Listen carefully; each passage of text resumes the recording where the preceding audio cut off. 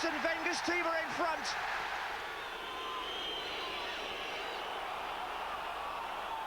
And Arsenal are on the break. He's got Ray to his right. Oh, they've given it away, Everton. Dangerous. Overmars, look at this. It's a spirited run by Overmars. Surely that clinches the league title for Arsenal. This is bold. Adams has gone forward, and he's on a rock on which Arsenal have built. Has confirmed their title. Goal, but as he told me yesterday, the turning point came last December. For me, on a personal note, it was the Blackburn game, because I knew I couldn't play up to what the standard was expected. You know, I've set a standard at Arsenal, and I was falling below that. And my personal pride, it was hurting me, you know, to have to go out there and playing okay, but, you know, not doing myself justice. And yeah, I was hurting, and I was hearing a lot of things. Don Howe, for instance, was saying to Pat Rice, you know, he's with our youth team, and I went, what's that with Tony? Why isn't he doing that one? And it hurts, you know. I put them, you know, the mask on and saying, oh, I'm okay, you know, but little things were creeping in. I thought, no, this is enough, you know. So for personal reasons, it was the Blackburn game. I went to the manager, I said, look, I'm not going to do it anymore. I can't put myself out there and keep doing it and playing okay, you know. Were you ever worried at that stage that it might be it, that you were struggling as regards the long term as well? Well, you do. I know that's going to come to the day eventually. The day's going to come when it's going to be hang 'em up time. And because of the injuries over that last 2 year period, and I wasn't shaking them off, you know, as I had done before, they were beginning to tell its tale. And yeah, of course, I said, if you can't do your job anymore, then it may be time to pack up. And then thoughts did go through my head. Was that a time where you got depressed? Obviously, you've been through a lot. Was that a difficult thing to handle? Was that tempting to go back where you were, or was that the hardest moment? Yeah, obviously, when the physical side affects the mental side. When I couldn't get out, I was getting up out of bed and I had plantar fasciitis under my foot and my ankle and then my knee and then my back, you know, and I'm thinking, gee, you know, I was supposed to be a professional footballer, really, you know, I can't even get out of bed. And then when you get that physical pain, then it obviously goes the other side into the mental stuff, and I'm thinking, gee, you know, the work's becoming very hard, you know, I can't be bothered to do this job, you know, all the negatives roll up, and it becomes very hard, and it is a low place, you know, anybody that's got a job and that's enjoying their job, then it's great, isn't it? But all of a sudden you feel that you can't do your job no more, and you're getting no job satisfaction, your self-worth starts to go, self-esteem, and I was pretty low, yeah. The transformation in your own fitness seemed to happen after that break in France. What did you do there that changed things so much? Initially, I rested. I think I never give it enough time. From the February when I done my knee, 96, I never give that enough time. I played in Euro 96, then I came back, another operation on my knee. You know, it just went on and on and on. I turned my ankle the following February. I was kind of, all my right side was, you know, and I never always thinking, oh, I played Tottenham 10 days after going over on my ankle, thinking, you know, it's Tottenham, and I've got to play, you know, and all that. And, you know, I shouldn't have been out there. I went over it again, and it lasted another 2 months, and I'm chasing my tail, as it were. So, you know, the injuries and... It was just getting a break from it that you really needed, that you'd never really had, I suppose. That was it, and I said to Arsene, you know, and he came up with the plan, in fact, it wasn't me. He said, well, you know, let's take some time out. And I took 3 weeks off after the Christmas period, which was lovely. I spent some time with my family and completely chilled out. I didn't, you know, it was very brave of the manager, but as he said to me, I am protecting my long-term future. I'm my player, you know, my long-term. I want you for 4 or 5 years. I don't want you. Let's come up with a plan, and he did. And he said, go away, and I rested for 3 weeks. Then in that 3 weeks, I kind of saw a lot of specialists. I saw a back specialist, a woman over at Bisham Abbey, and a few other, a French guy that's very good, manipulates and does a few things, and you know, realigning the body, getting it all right. I was open to everything, you know. I was Couple open of faith to healers. anything, you know. I want to see Eileen. It was great, you know. I was open to anything that could hurt. With the rest, I went and saw everybody, and then it was the make or break time. And I went to France, and there was a very strong character, big personality, Tibbas, and he took me through a pre-season in a week. And it was like make or break, and I will try to break your ankle, and it didn't break. Yeah. So I came back, and I knew I had the confidence back in it. That was the secret. Do you think you're as fit now as you've ever been? Or for a long time? It's hard, isn't it? You know I didn't have a kick left in me 2 years ago. Yeah. You know, I was down to my rock bottom, and football was a no-go. It's as simple as that. I didn't have another kick left in me. It's as simple as that. And I'm a very grateful man today to be okay and doing my job still. Whether I've been fitter, I don't think I would be 19 again, you know, when you're running around. Yeah. But it's different, isn't it? You experience the knowledge that you kind of learn or try to learn over the years. You can never replace that with the young 19-year-old, and it's hard to compare. Everyone likes comparing, but I just don't think you can. Yes, I feel pretty good today. Everyone likes to compare, and everyone's sort of noticed with you that you're almost a transformed character, that you're much sort of happy-go-lucky, sort of more relaxed. Would that be fair? Thank you. No, I do feel it. It's not a mask. It's not an act. I do feel I used to have loads of things jumping around, and I can sit here today and talk to you. But before it was like, oh no, what am I going to do? Help! This is not. And I'm okay today with it. You know, I like myself a bit more today, and it's okay. And that ultimately helps your football as well, doesn't it? I think so. I think if you're happy, you know, and you're enjoying what you're doing in life, and my kids are smiling, my family's happy, and I can go into work with a bit more confidence and ready to do my job. And greater perspective. Oh, very much so. You know, you know, when you've been down there and you know you've put work, and it's only work. It's only football. It's only a job. Because I didn't have it, you know, it was nothing because it had gone. You know, I was more concerned with saving my life than actually playing a football game, and it gets it in perspective. You know, there's people out there that are in trouble and are in bits with addictions, with everything, and I'm just such a grateful man that I've been given a kind of second chance that I can go and enjoy myself again. Well, not only has Tony Adams got his own life in order, he's also had a considerable influence on some of his teammates, including, it seems, double Footballer of the Year, Dennis Bergkamp.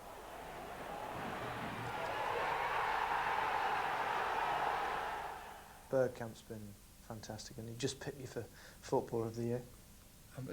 Footballer of the century, wasn't it? I think he got everything, didn't he? He did just about. And deservedly so. He's an exceptional footballer and a lovely man, and reminds me of you, actually, Gavin. Is he then? Yeah, he's What, his abilities and his calm. technique? I don't think. Yeah. no, he's exceptional footballer. He's a great person. He's very calm, and I said to him at Middlesbrough game, I said, you've been over here 2.5 years now, it's about time a man with your talent actually won something.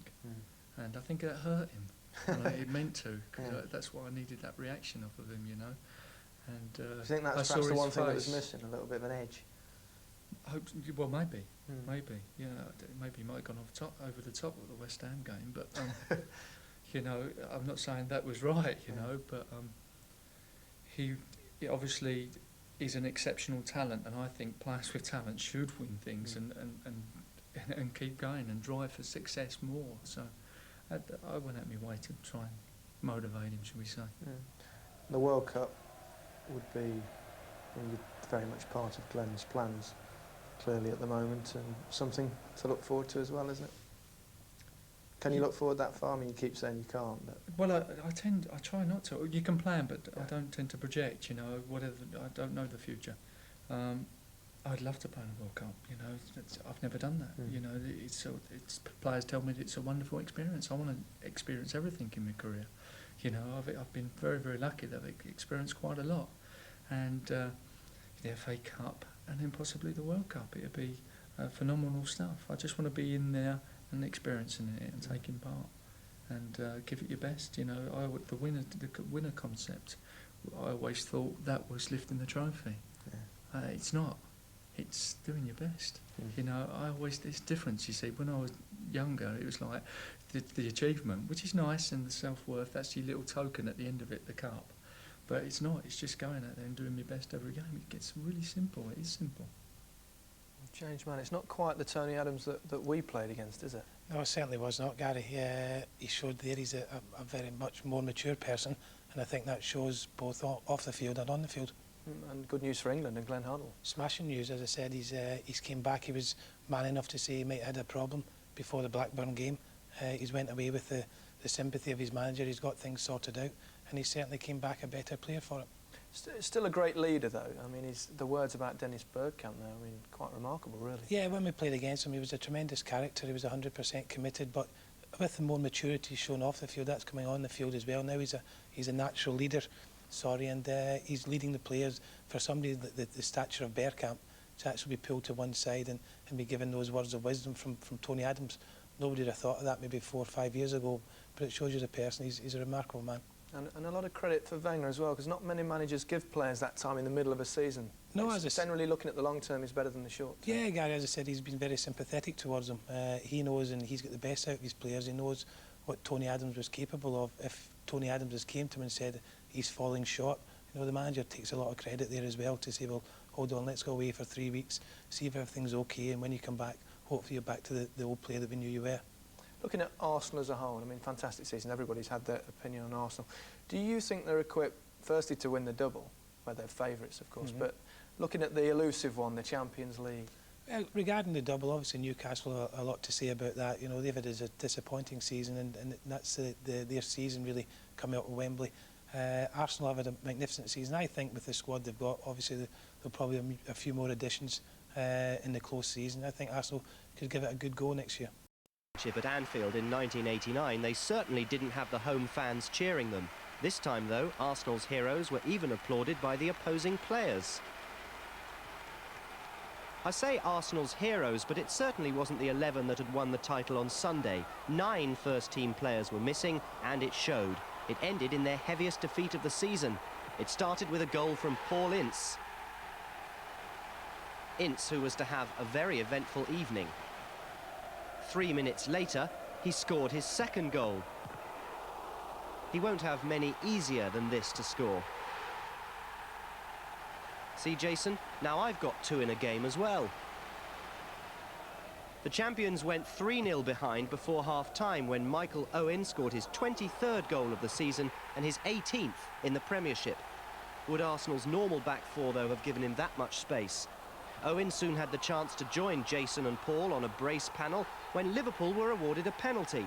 Steve McManaman pushed by Matthew Upson in the referee's opinion, but at last, Arsenal, and more particularly Alex Manninger, had something to cheer about. Later in the game, the incident.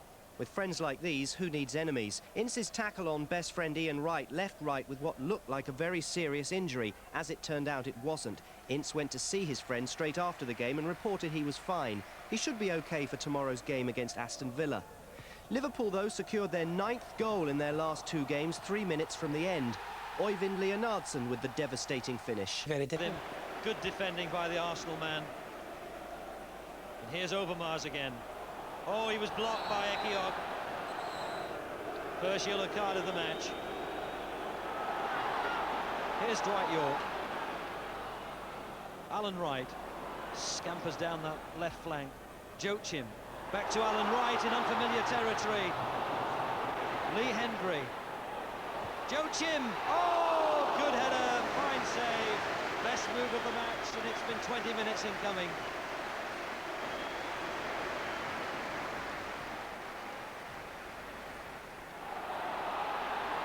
Petit to settle a bit of untidy play, and Ekiog has brought down Ian Wright, and oh, well, if he's reaching for the top pocket, he's off.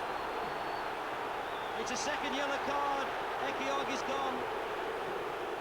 Whether you think it's right or wrong, you're not allowed to tattle from behind. Hendry. Finally at the cross. Oh, Grimandi had his arms around Dwight York. It's a penalty. The protests are waved away. He was wrapped all round him like an overcoat. So, Dwight York against David Seaman. Oh, Dwight York! What a cheeky touch. Villa's top scorer gets his 16th goal of the season. And here's Anelka. Petit. Oh, back off the post. Whistles are ringing out around Villa Park. Here's Dwight York. Oh, Dwight York!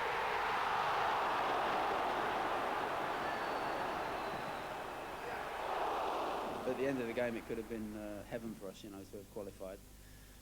But then we found out that Blackburn had scored 2 minutes from the end or something like that. But, you know, that's the way it is.